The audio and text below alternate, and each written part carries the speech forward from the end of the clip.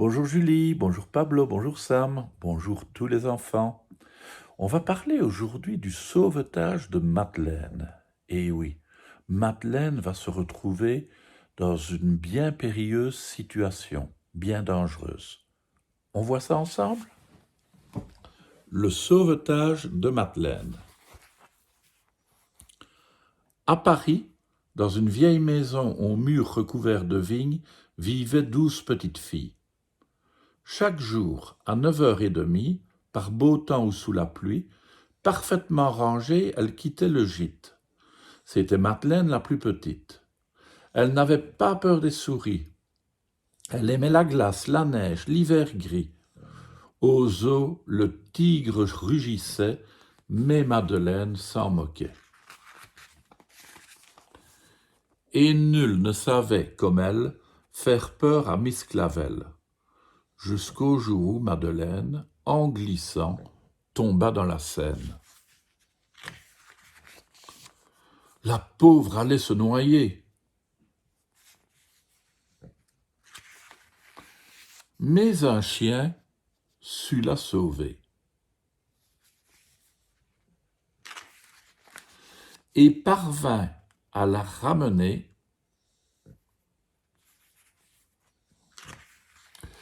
Maintenant, je l'espère, tu m'obéiras. J'ai préparé de la camomille pour toi. Dormez bien, petite fille, passez une bonne nuit. Très chère Miss Clavel, bonne nuit, bonne nuit. Dès la lumière éteinte et Miss Clavel sortit, elles se querellèrent comme des chippies, chacune désirant le chien près de son lit. Le nouvel élève était intelligent, et qui plus est, coopérant. Le chien aimait le lait, le bœuf et les biscuits, et les fillettes l'appelèrent Rosalie. Rosalie parlait et chantait. Les promenades l'enchantaient. La neige tomba bientôt, mais dedans il faisait chaud, et l'hiver s'en fut très tôt. À l'approche du mois de mai, chaque année on se préparait. Alors débarquèrent les officiels pour faire leur inspection annuelle. L'inspection était complète, ça déplaisait aux fillettes. Tap, tap, qu'est-ce donc? Tap, tap, allons bon. Mais c'est un chien, ma parole, c'est interdit dans une école. Qu'on le mette dehors, s'il vous plaît, Miss Clavel, dit le président du comité officiel. Oui, mais les enfants l'aiment tant, dit-elle, soyez donc indulgents.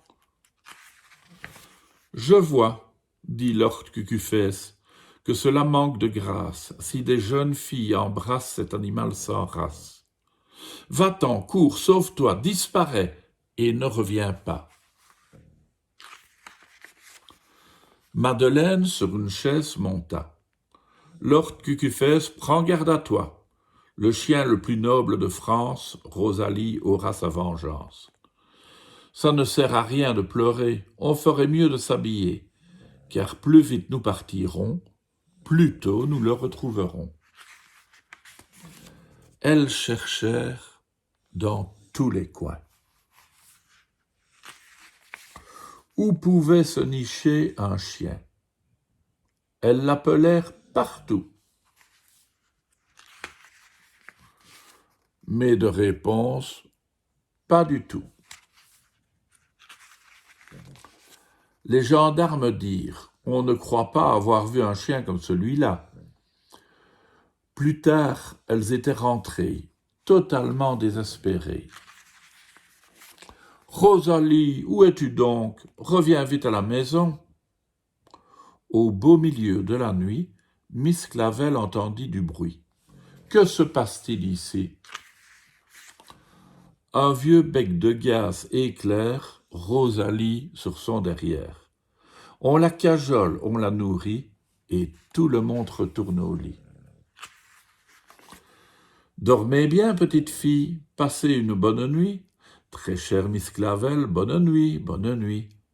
Dès le départ de Miss Clavel, naît à nouveau une querelle, car chacune de ces chippies veut Rosalie pour la nuit. Pour la seconde fois de la nuit, Miss Clavel se réveille au bruit.